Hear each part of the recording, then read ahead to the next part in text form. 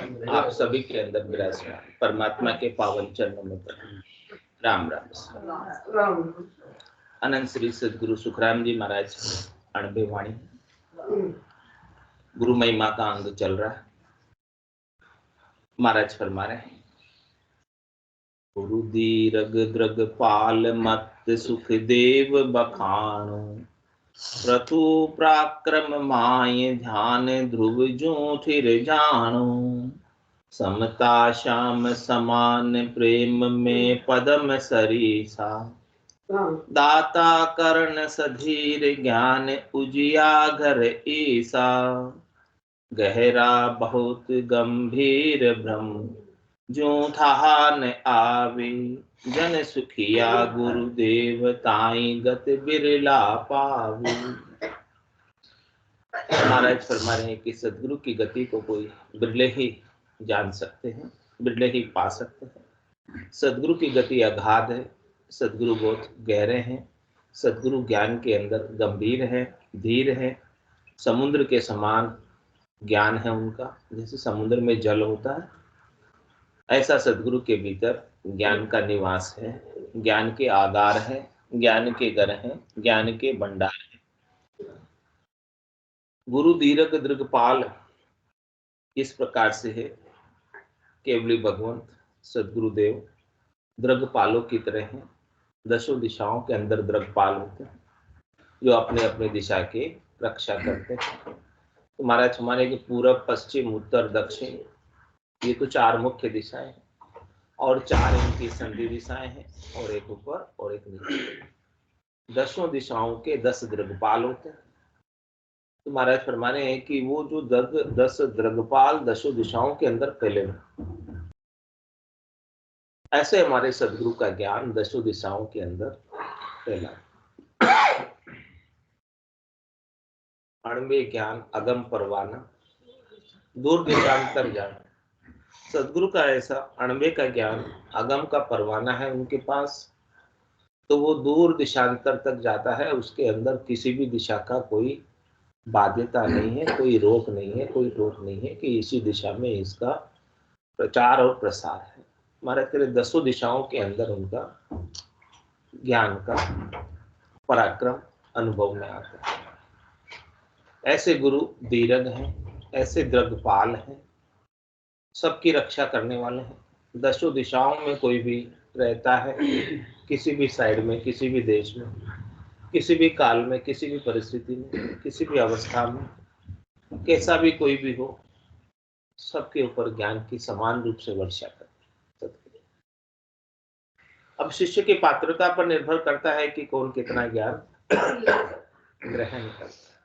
सदगुरु तो दसों दिशाओं में ज्ञान का पराक्रम उनका सब तरफ चलकर, सदगुरु के ज्ञान का औरा, सदगुरु के ज्ञान का आभा मंडल दसों दिशाओं के अंदर दीर्घ रूप से फैला हुआ। सदगुरु कहाँ है और उनका ज्ञान कहां तक फैल रहा है, ऐसा सदगुरु का अद्भुत विलक्षण ज्ञान है। और जो कोई भी उसके ज्ञान के औरे में आते हैं, उनके ज्ञान की परिधि में आते हैं, ज्ञान के क्षेत्र में आते हैं, महाराज कह रहे हैं कि उनके ऊपर ज्ञान का असर, ज्ञान का प्रभाव होने लगता है। उस सदगुरु के ज्ञान का औरा कितना है? दसों दिशाओं के अंदर दीर्घ रूप से फैला हुआ। और कलयुग के अंदर तो महाराज कह रहे विशेष रूप से फैला हुआ। कलयुग में अल्प आयु में, अल्प प्रयास से, अल्प समय के अंदर सदगुरु के ज्ञान को जो कोई भी धारण करता है, वो निश्चित रूप से केवल पद आनंद पद का अधिकारी हो जाता है, जन्म मरण से रहित हो जाता है।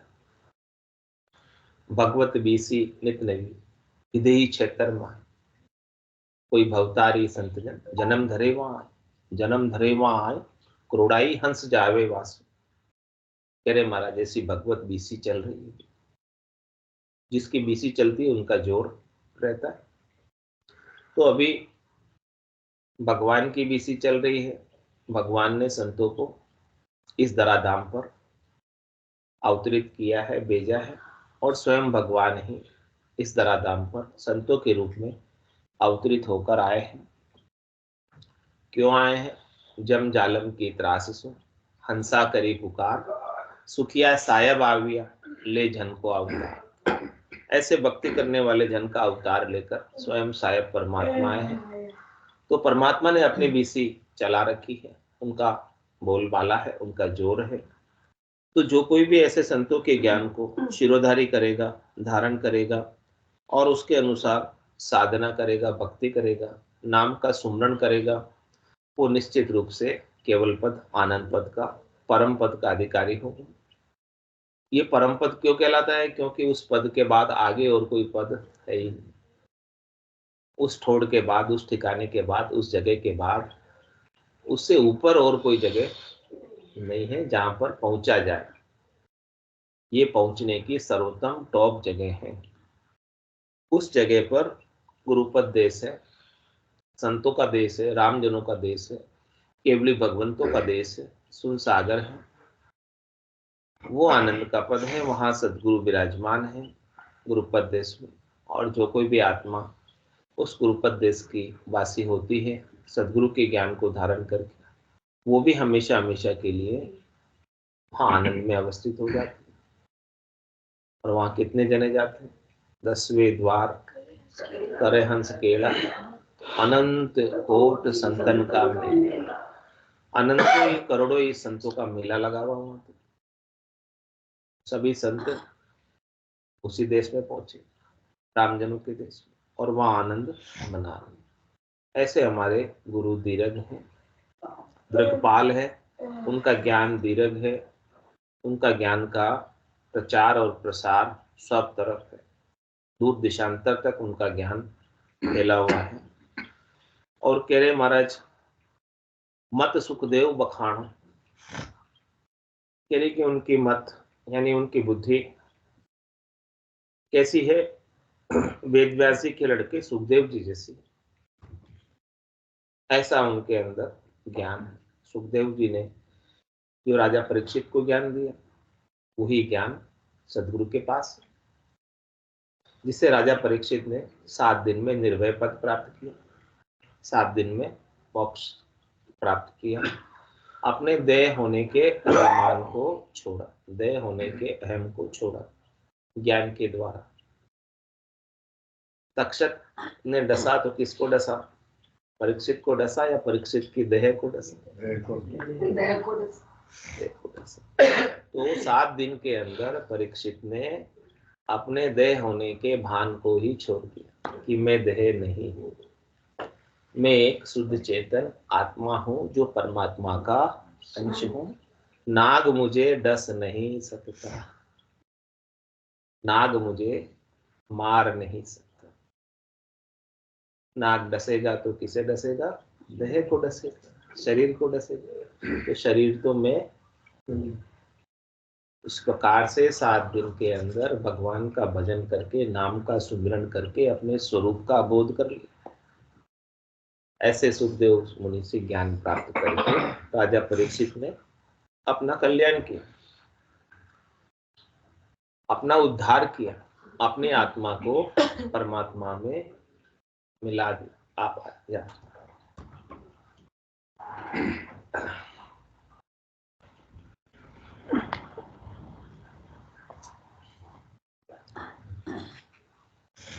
तो ऐसे हमारे सदगुरु हैं, हमें भी देह होने के भान से मुक्त कर देते, और देह होने के कारण हम उसमें स्थिर है। आत्मा देह के अंदर स्थिर है, तो वो जीव बनी हुई। तो कहते हैं कि आप एक देह में भी फिक्स नहीं हो, स्थिर नहीं हो, आप जीव भी नहीं।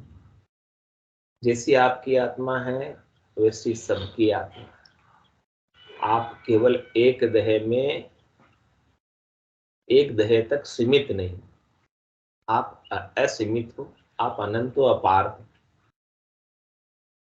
क्योंकि आपके अंदर जो आत्मा है, आपके अंदर जो करंट है, आपके अंदर जो चेतनता है, वो करंट, वो चेतनता कौन सा है?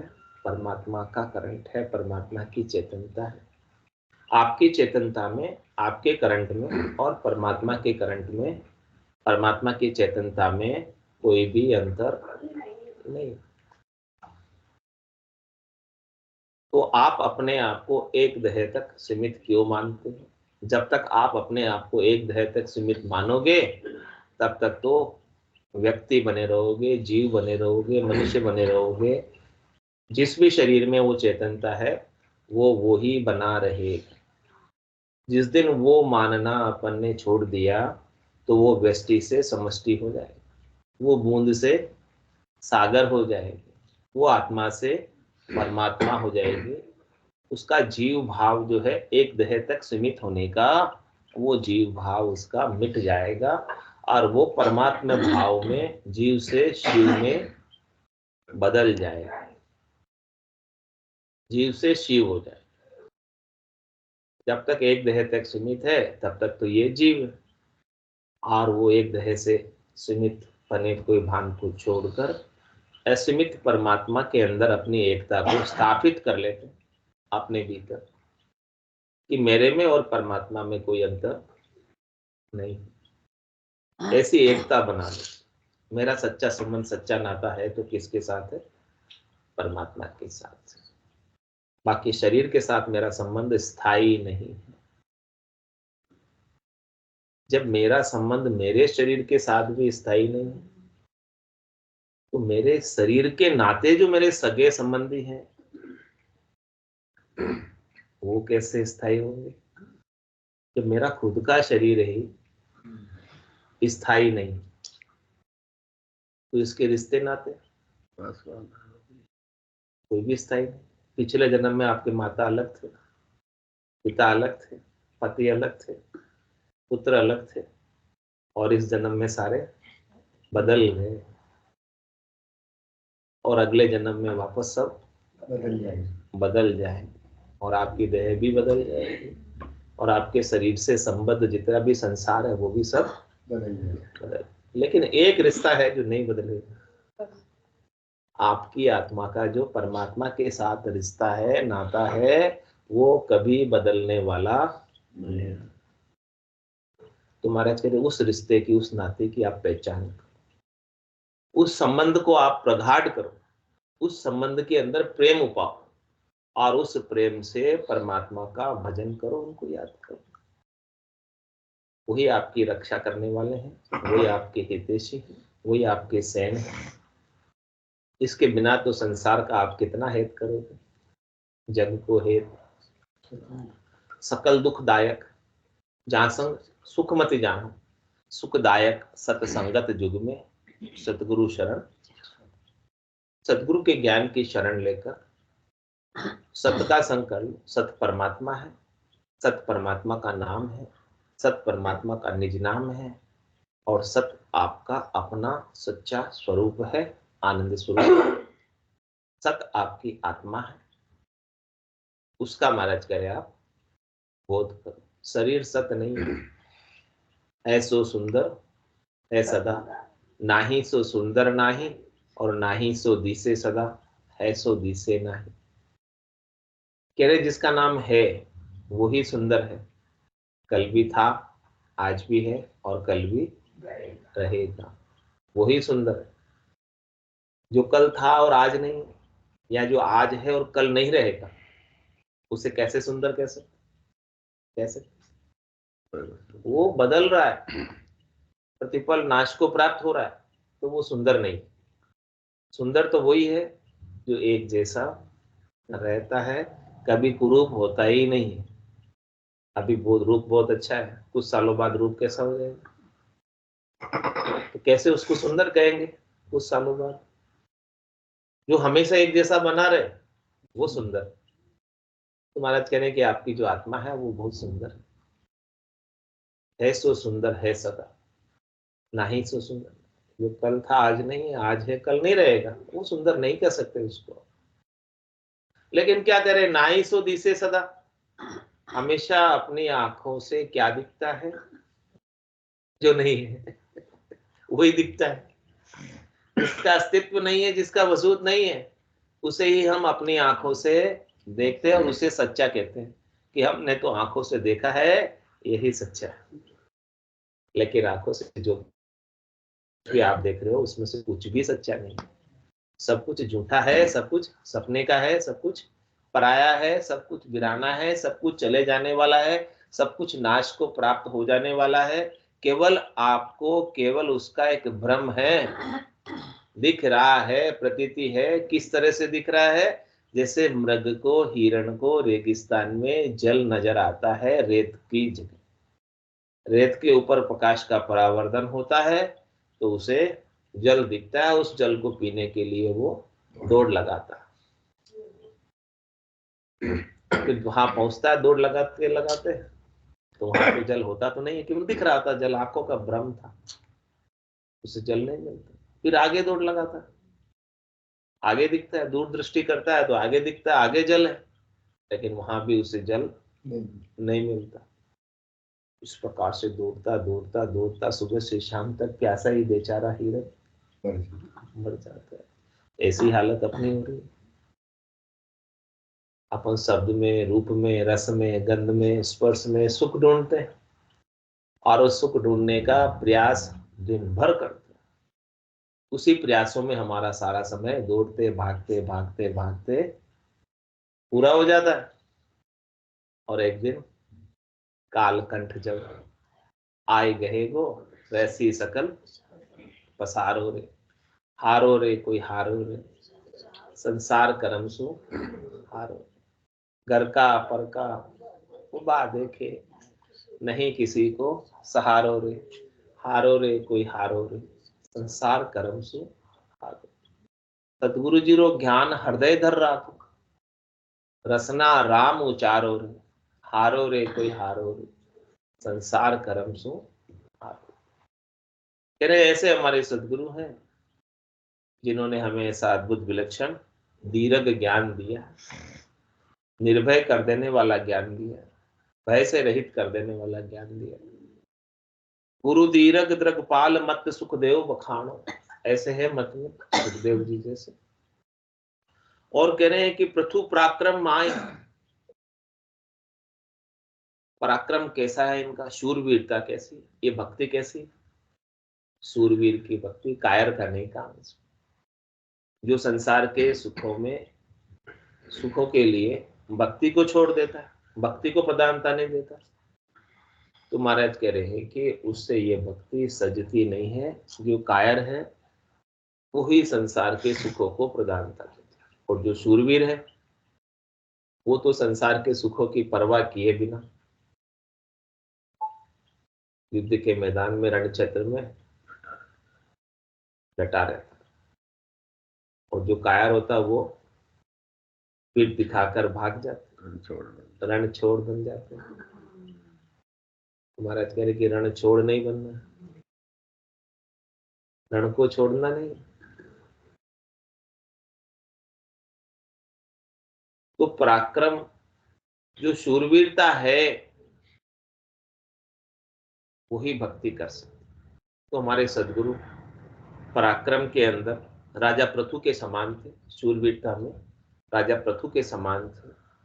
राजा पृथु बड़े शूरवीर थे, वैसे ही हमारे सदगुरु भक्ति के मामले,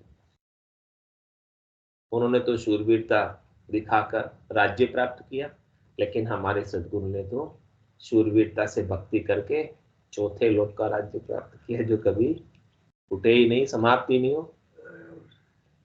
ये राज्य तो कोई दूसरा भी छीन लेगा, ये राज्य तो इस शरीर के नहीं रहने पर चला जाएगा, लेकिन वो चौथे लोक का राज जो एक बार शूरवीरता से भक्ति करके प्राप्त कर लेते हैं, फिर ये देह नहीं भी रहे तो कोई परवाह वाली बात नहीं, चिंता वाली बात नहीं, सोच वाली बात नहीं, फिक्र वाली बात नहीं।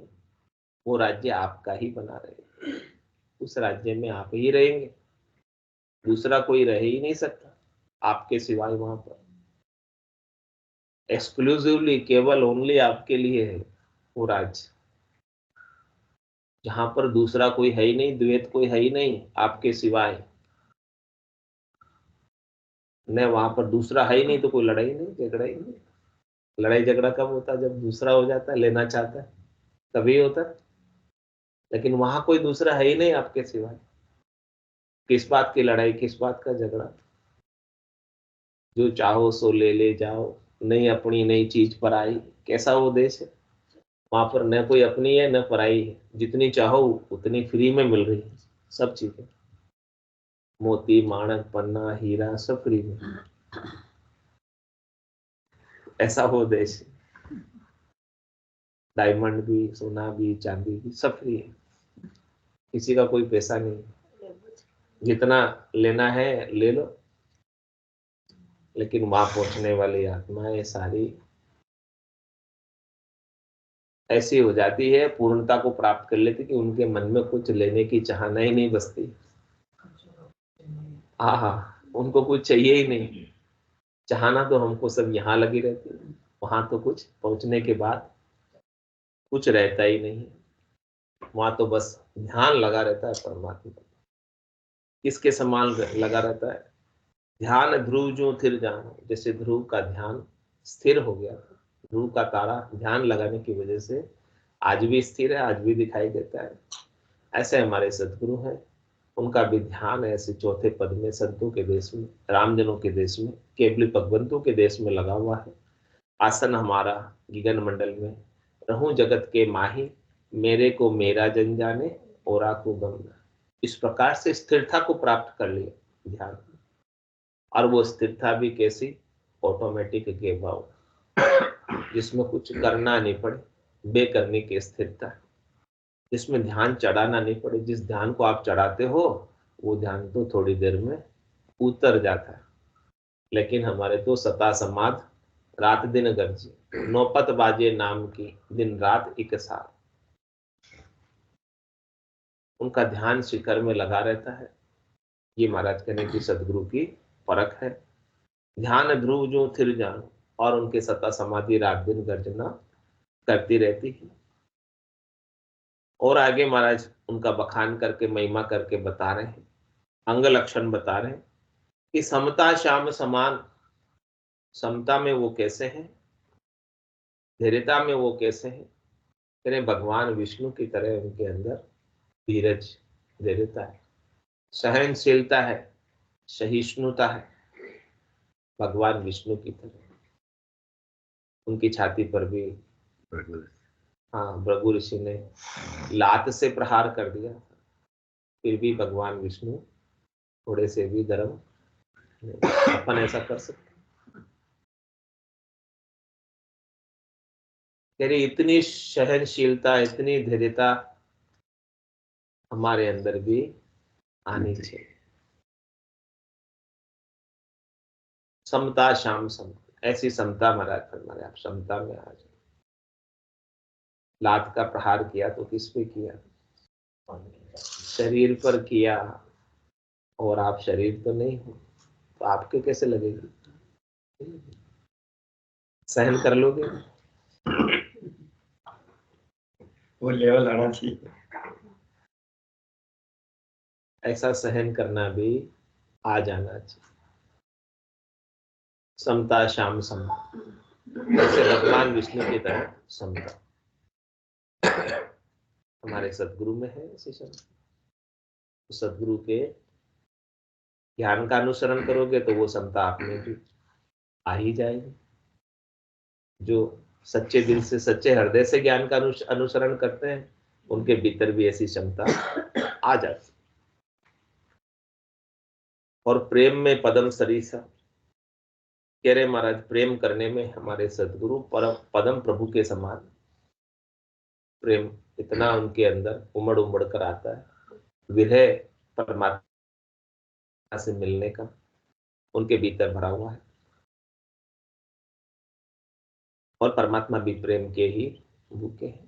प्रबल प्रेम के पाले पड़कर प्रभु को नियम बदलते देखा, अपना मान भले टल जाए, भक्त का मान नहीं टलते देखा। ऐसा प्रबल प्रेम हमारे भीतर भी उत्पन्न हो जाए, जैसा हमारे सदगुरु के भीतर था परमात्मा के प्रति।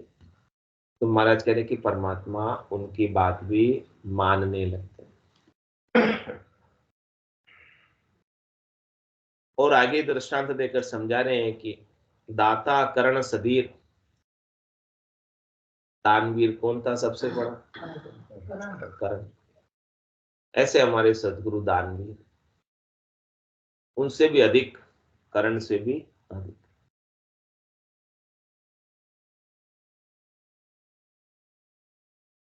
और वो क्या दान देते हैं? ऐसो नाम जिलावे कोई, कीड़ा करम सबे रत्न। हमको नाम का दान देते, ऐसा नाम हमें जिलाते हैं, ऐसे नाम का भेद हमें बताते हैं कि हमारे आत्यंतिक के जितने भी किए हुए कर्म हैं वो सब नल एंड वॉइड, समाप्त, मिट जाते हैं, उनका असर ही खत्म हो जाता, वो रह नहीं पाते। तो बताओ, कर्ण से अधिक हुए कि नहीं हुए दानवीर? और बदले में, दान देने के बदले में आपसे वो कुछ लेते हैं, कुछ चाहते हैं? कुछ नहीं लेते, आपसे कुछ नहीं चाहते। ऐसा वो हमें दीर्घ दान प्रदान करते हैं। और कह रहे ज्ञान उजियागर ईसा, ज्ञान के अंदर वो ईसा मसीह की तरह उजियागर है, सब जानते हैं।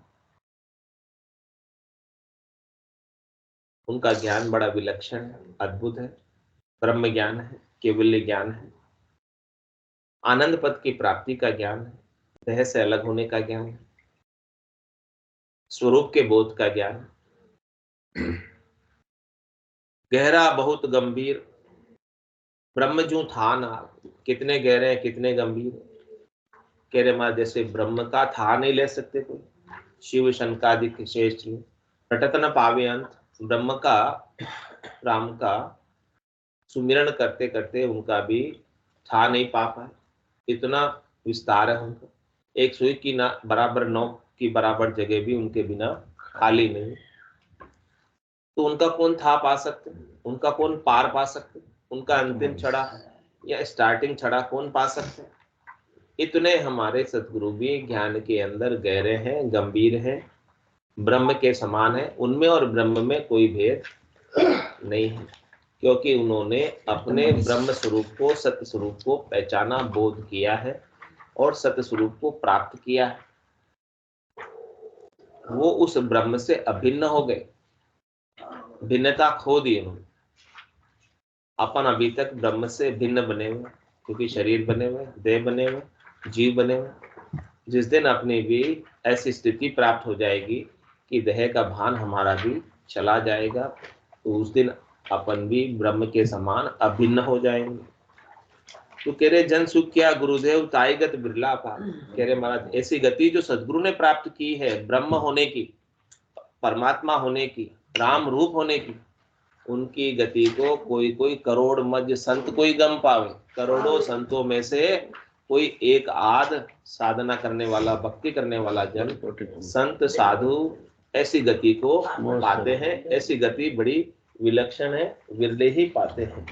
तो महाराज हमारे की ऐसी गति को पाने का अभी अवसर आया हो, चांस आया हो, ओसरा आया हुआ है, टर्न आया हुआ, 144 टर्न अभी अपना आया हुआ। तो अपने इस अवसर को हाथ से नहीं जाने देना, इस अवसर को कैश कर लेना। गोल्डन चांस है, वापस ये चांस आने वाला नहीं है। हरजस पदराग आशा 8 पेज 144। बांदा आयो सरमति हारो रे, बांदा आयो सरमति हारो, जहाँ संग हंस अगम कर पहुँचे, जहाँ संग हंस अगम कर पहुँचे, वे सत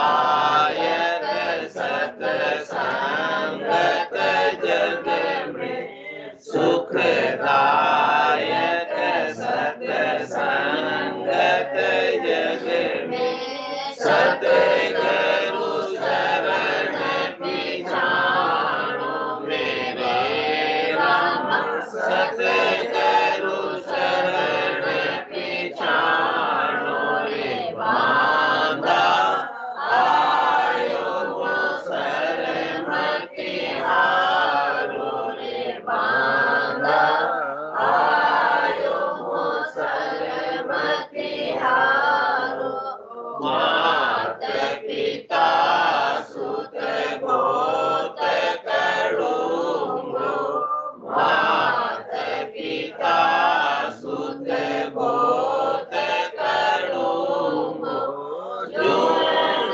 जून संग होई मेरे राम जून जून संग होई मिन कादे करू बहु पासो मिन कादे करू बहु पासो सतगुरु मिलन कोई मेरे राम सतगुरु मिलन कोई बांधा आयो वो सरमति हारो रे